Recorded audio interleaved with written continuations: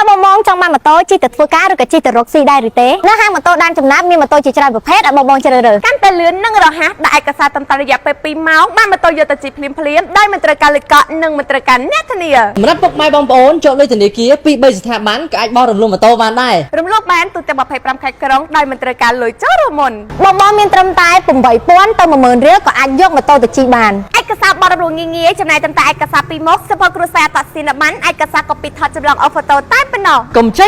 $1000ការត្រឹមតែ